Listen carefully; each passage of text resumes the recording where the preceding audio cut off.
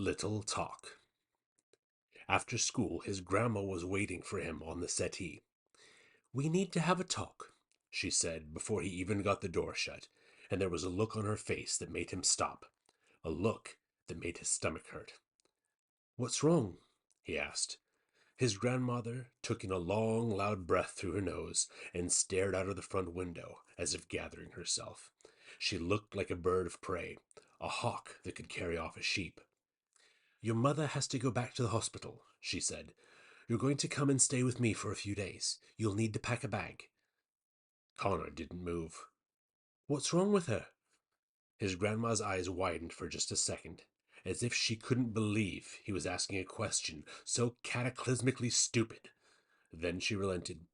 "There's a lot of pain," she said, "more than there should be." "She's got medicine for her pain," Connor started, but his grandmother clapped her hands together. Just the once, but loud, loud enough to stop him. "It's not working, Connor," she said crisply, and it seemed like she was looking just over his head rather than at him. "It's not working." "What's not working?" His grandma tapped her hands together lightly a few more times, like she was testing them out or something. Then she looked out of the window again, all the while keeping her mouth firmly shut. She finally stood, concentrating on smoothing down her dress. "Your mum's upstairs," she said. "She wants to talk to you. But your father's flying in on Sunday." He straightened up. "Dad's coming?" "I've got some calls to make," she said, stepping past him and out of the front door, taking out her mobile. "Why is Dad coming?" he called after her.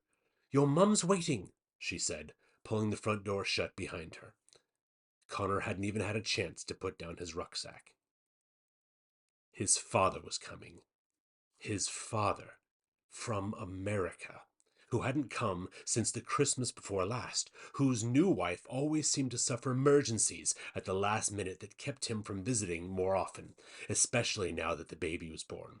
His father, who Connor had grown used to not having around as the trips grew less frequent and the phone calls got further and further apart. His father was coming. Why?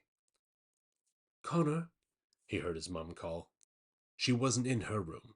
She was in his, lying back on his bed on top of the duvet, gazing out of the window to the churchyard up the hill, and the yew tree, which was just a yew tree. "Hey, darling," she said, smiling at him from where she lay, but he could tell by the lines round her eyes that she really was hurting. Hurting like he'd only seen her hurt once before. She'd had to go to the hospital then as well, and hadn't come out for nearly 2 weeks.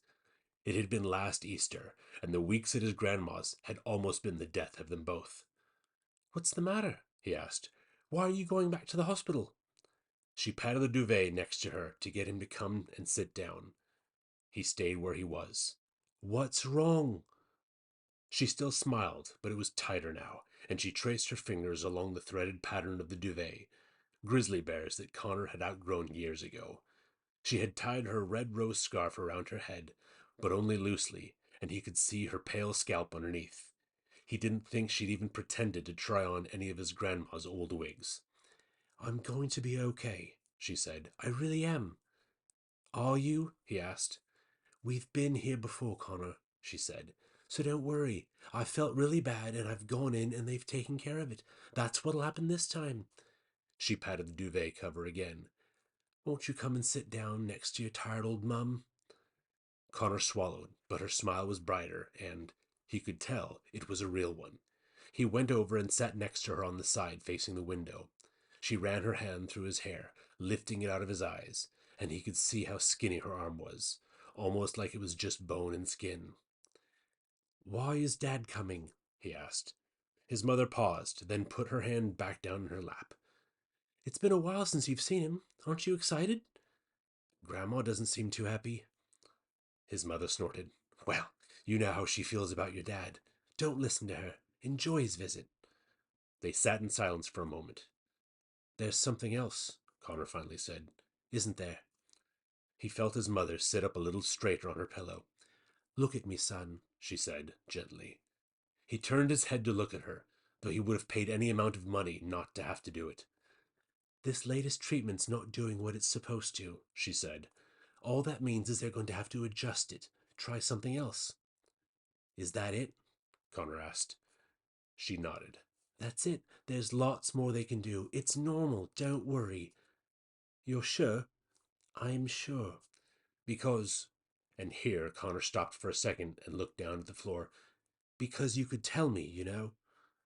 And then he felt her arms around him, her thin, thin arms that used to be so soft when she hugged him. She didn't say anything, just held on to him.